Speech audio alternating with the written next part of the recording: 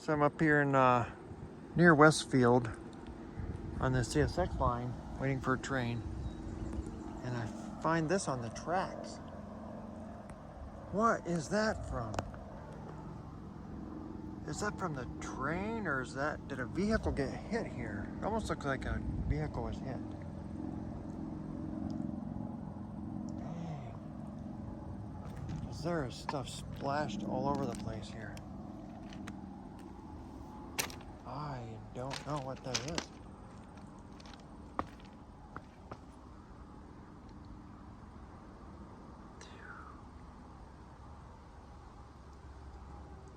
Whatever that is from,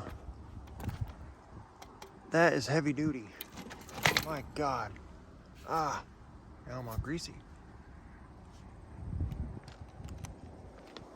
I don't see any other evidence of a vehicle hit.